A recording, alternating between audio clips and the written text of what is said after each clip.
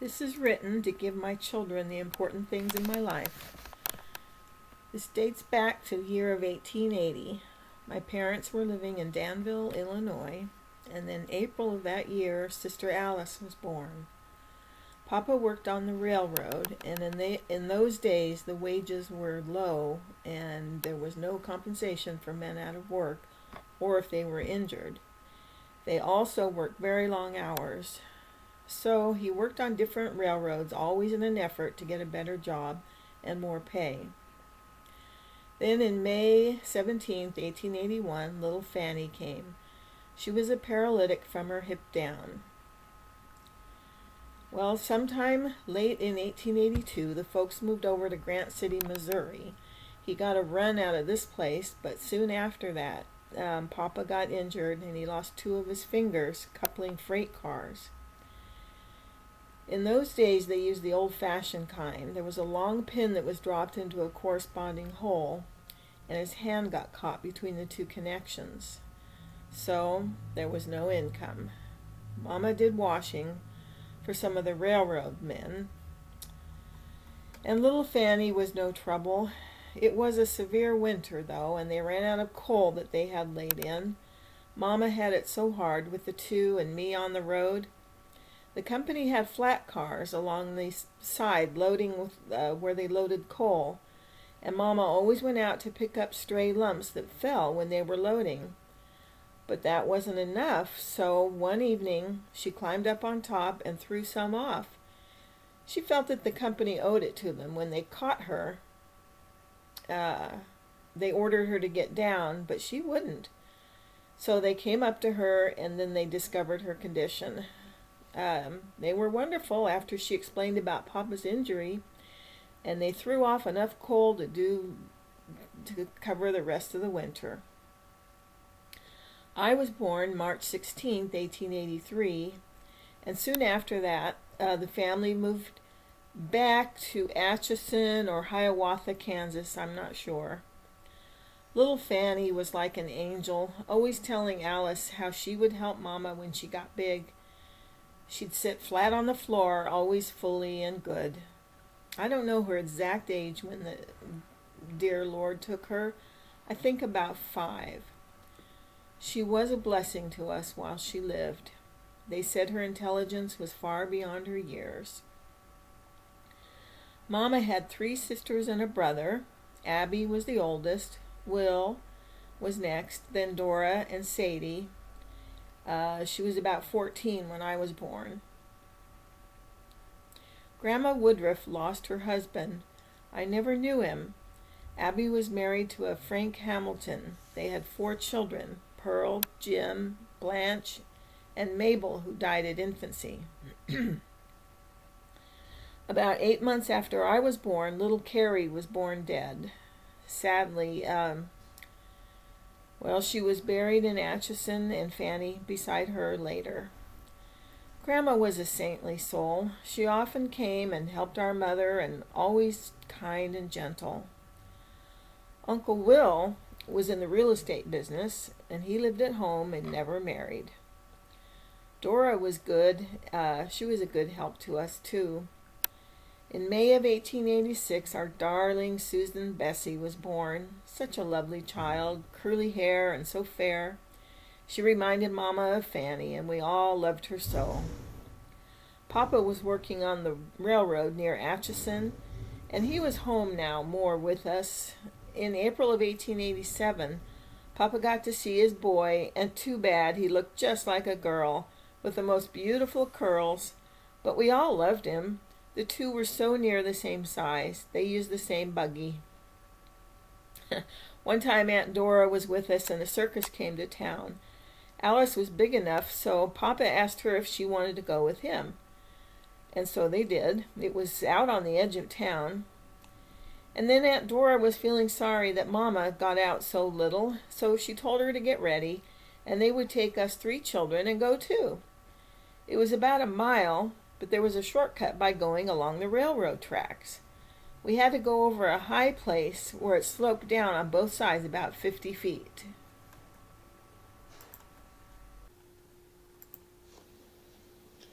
I was trotting alongside, and I can remember so well being on this hill, and the buggy somehow got away from Mama and went rolling down the hill, but didn't even upset. The circus grounds were in sight. They could see us from there, but not to recognize us. Of course, we didn't go on and got the buggy and returned home. When Papa and Alice got home after the circus, they had a good story to tell about the silly women who were up on that hill and let their buggy roll down the slope. Aunt Dora used to tell it and got such a thrill out of fooling Papa. April 30th, 1889, Flossie Belle arrived, the smallest child the folks had. She had one eye smaller than the other, but only could be noticed at times. It would droop a little. We were living on a high hill, so beautiful. The ground was terraced all the way to the street below, so grassy and green. Poor Mama, with babies coming so often, she was getting worn and tired. She developed a lung ailment, so Papa felt it best to try a dry climate. He heard it was good in southern Missouri, so they decided to go to Howell, Colorado, to a nice town, West Plains. Papa would try to get on the road down there. He was still on the road out of Atchison, but he had in mind later to get on a farm and quit the railroad.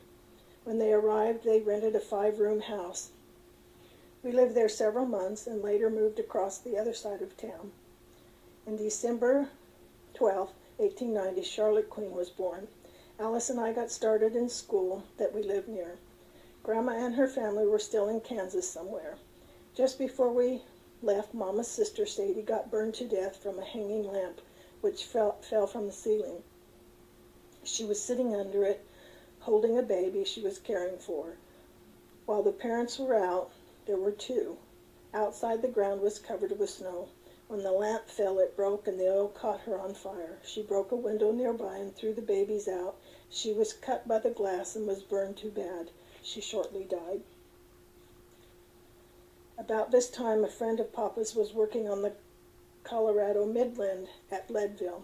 Wages were good, and said he could get him a run out there, high in the Rockies and town of smelters and mines. We attended this little 1-room school and did real well. The Leadville run was still being talked about, while in the meantime Papa and Mama were looking for a farm to take our fast-growing family to. They looked at several, but decided on a 160-acre one and a half-mile from town. It was beautiful, rolling land, 40 acres and trees, fir timber, and 40 in smaller size for firewood. The rest was good for farming. 110 was for wheat or oats. A 5-acre tract was excellent for grapes or strawberries. A fine building site, about 200 feet back from the road, so beautiful. There was no house, so when they found it to be only $1,000, they took it. Papa went back, so happy, and worked steadily. Mama got a man to contract the building of the 3-bedroom, large dining room, kitchen, and front room, as we called the living rooms of today. A porch entirely across the west side, kitchen and dining room, each opening on it. There was a 1-room log affair on the place, about 14 by 14, that someone had used for a house as well. The water was clear and cold, a running stream 20 feet deep. During the dry seasons of the year, people would haul their drinking water from our well. As soon as the house was built, we moved out, late in 1892. Oh, we were all so happy to be there. The very first year, Mama got a pair of oxen, Pete and Jerry. They were very gentle and loved to drive them around the farm. An old man who was so handy and had no home was glad to work for his keep and with what little Mama could spare in cash. He was so good to all of us and put in what crop we could buy seed for. There was a 5-acre tract that had lots of rocks on, so Mama got all of us children out there, and in a few weeks of spare time, we had a nice piece of ground ready to work. We were a happy lot. Though we did lots of work, we had time for play. Alice was the house girl. Never went outside to help, but took care of the house. She was still young, but we all learned to work very early in life in those days. As soon as Mama could, she bought a cow and a big sow pig, which soon had a litter of 9 babies. Our old man fixed up the log room, which was right at the end of the long porch, and we could go from it right into the log room, which was a regular house style. This proved to be what we used for a summer kitchen, as it was much cooler when we had warm days. Mama was well liked, and she soon had fine friends and neighbors. She started us in Sunday school, which was held in the schoolhouse where we attended school about 2 miles from home. We had very few changes of clothes, but Mama always kept us neat and clean, did much of her sewing after we were in bed. During the warm months, we children always went barefooted. 1 dress for Sundays, 2 for each of us for school. Calico, a cotton material always starched to stay clean longer. The material was sateen for the good dresses. Always long cotton stockings, 10 cents a pair. Our shoes were 50 cents. The best ones for ladies were usually $1 to $1.50. I never saw any of those, as only women whose husbands earned $2 or $3 per day wore them. By now our washings were heavy. We had 2 wooden tubs, which were on stands, as they could not be lifted around. So all the water was heated on the wood stove in the kitchen and carried back and forth in big buckets. We had a big rain barrel to catch water, as we carried our water up a little hill from the well, which we had to draw up with 2 wooden buckets, one going down as the other came up. This always was done by Raleigh and I. Mama had 1 tub which our old man cut in half from a barrel. This was never moved from its place. It was used for the badly soiled clothes. Mama put strong soap in the water, cut up bars. There were no soap powders. Then one of the children would get in, and with their feet they would be a human washing machine.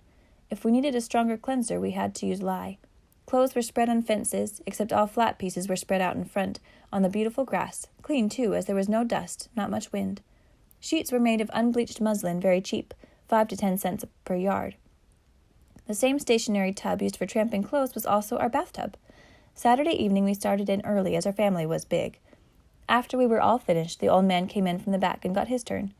By now Mama had the old man build a house at the rear of ours and the barn, 2 large rooms below and 2 above. 1 room upstairs was his, and the rest were for feed, implements, etc. We called this the new house. Then he built a dry house to dry fruit. We had 2 cows, some calves, several hogs, and 2 horses. 1 old fan I rode to go into town to get things for the house. When we had to have a load, we would take the cart. 3 could ride in the seat. 2 smaller children could ride in a space in back of the seat. We got rid of the oxen as they were so slow. Mama bought a span of mules. June 23rd, 1895, our Margaret Snyder was born. Her birth left Mama very weak and run down, as she had worked so hard while she carried her. The mules ran away every time they got the chance, so Mama had to get a younger man on the farm. The old man had worked so hard those years, he wasn't able to handle the mules and carry on.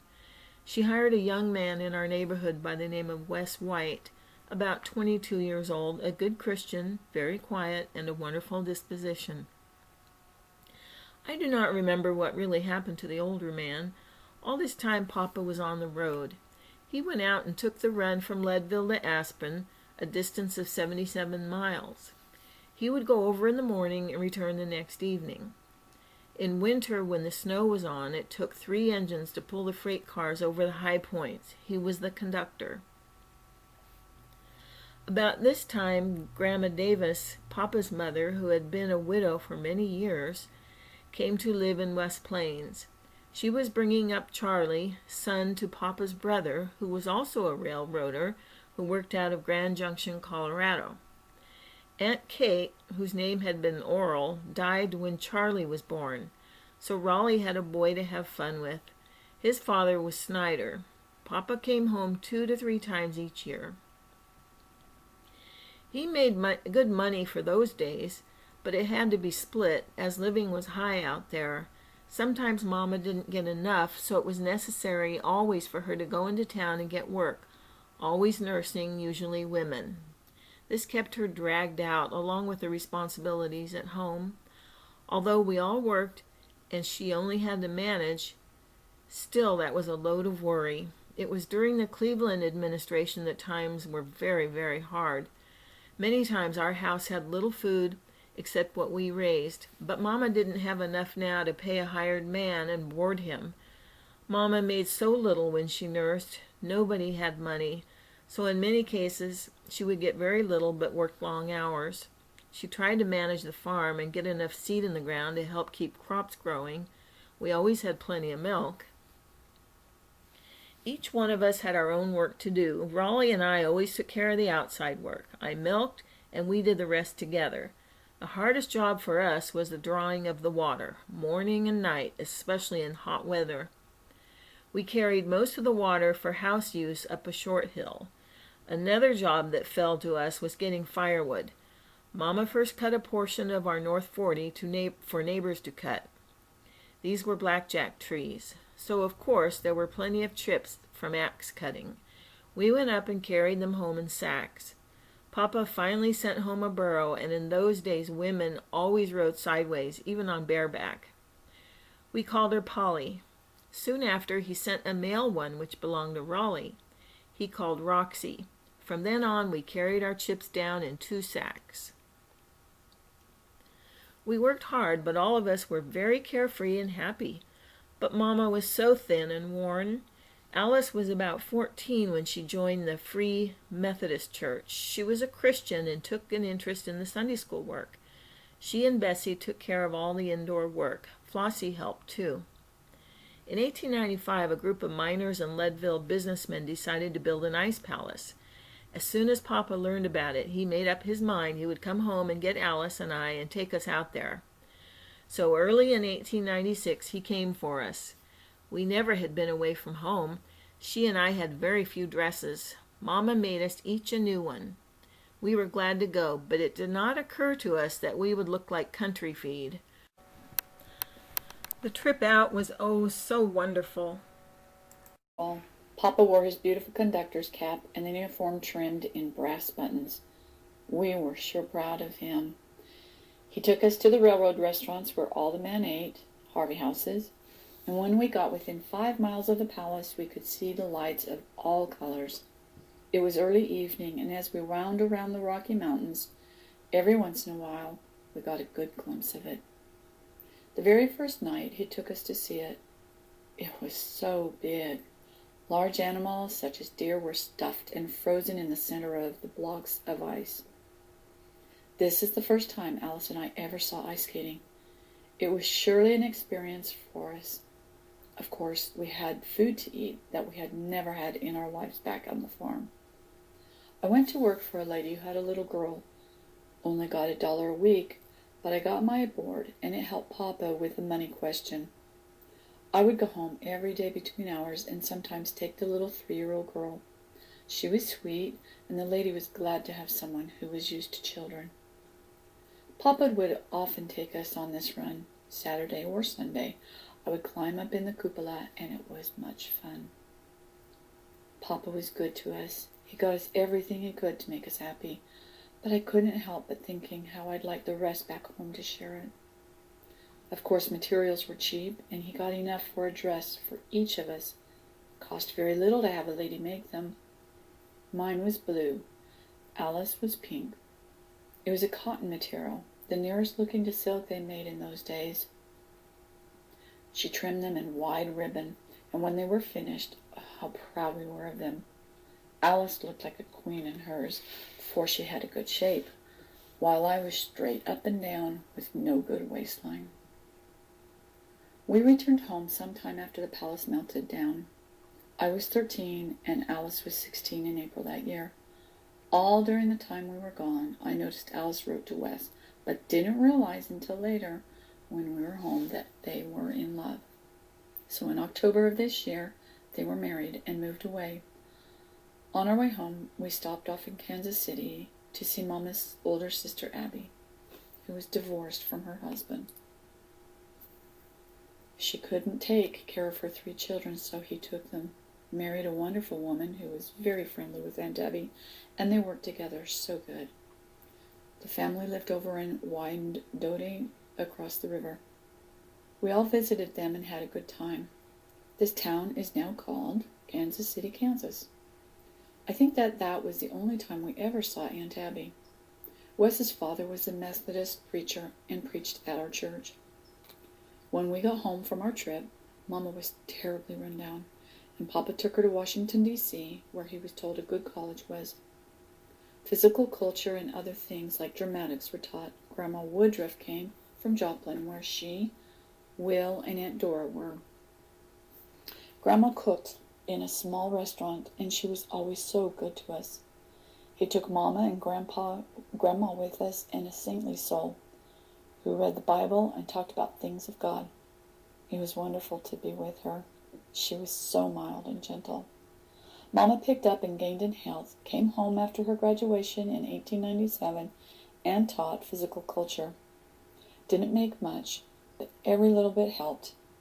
Papa came home often and had a strong desire to quit the road and farm.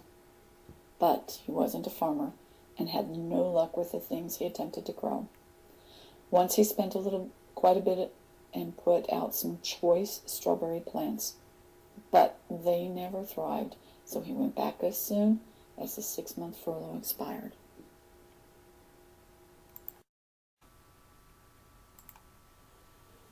Mama taught her class and nursed on the side until the month of March, when our William Snyder was born in 1898. Oh, we were all so in love with him. He was such a cute baby. The same year the Spanish-American War was on and the Maine was sunk. About this time, Papa's brother Snyder was injured. He was braking on passenger and his train ran away. He got his leg injured bad and had a bad injury of which he never recovered. It later caused him to lose his mind. Mama took care of him for several months. Then Grandma took him back to Colorado, placed him in a hospital where he died after several years. Grandma took Charlie and went to live with her one daughter, Maggie Underwood, who lived in Jefferson, Oklahoma. She and John had 2 children, a son, Wilford, and a daughter, Edith, who married and went to Mississippi to live. Life went on as usual on the farm. Mama returned to her nursing and got a physical culture class. I helped her by illustrating the exercises, which were set to music. Alice and Wes were on a 5-acre place. He worked day work for the railroad called section work. In 1900, I think in the spring, they had a daughter, Danelle. In October of that same year, Opal LeBaron was born. I was 17 and felt quite grown up, but Mama felt I was not experienced enough to go out with boys, but didn't go out but a few times, then always home before dark. Then it was mostly to church for morning meeting, and I could go home with some family and then come home early, for it was hard for us to go to night meetings. Mama was loved by everyone in the neighborhood. She went far and near when she heard of any sickness in a family that needed help. Aunt Dora came to our house often and was such a help to Mama. Things drifted along in the usual way. Bessie went over to a neighbor's and stayed a few weeks to care for their little son. Didn't take any money, but it was one less to feed. I went into West Plains and worked for a family, and I learned a lot there. They loved biscuits, so I learned to make them there. I could go home twice a week. I got $1 a week. He was the depot station master and got $3 a day, an enormous salary for then. They had a nice home, of course, no electricity and no appliance of any kind. I never did any washing, but did some plain ironing. She did all the particular things. I worked most of the winter after Opal was born, but Mama needed me in the spring to help on the farm. Papa was so dissatisfied on the road, so far from home. He still wanted to try something different to make money.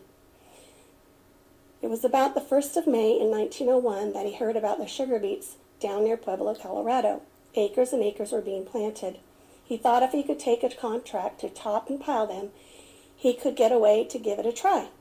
Well, he did come home and asked Mama if he could take Raleigh and I out there to work with him. Poor Mama was sorry, for we were the ones who cared for the stock and helped in the field, but she gave in. Papa stayed there, and we all worked hard a month getting the work caught up. Bessie was a great help, too, though she was very slow in doing things. I think I shall never forget how I felt the day before we were to leave our dear home. I went up to our old playground, where there was a year-round stream. We had gone there since childhood and built houses from pretty white rocks. I also went to the other places where we had played to see them, though I didn't know it would be the last time. On the day we left, Mama was sad. I was 18, but to her, still a child, as I had never been out on my own.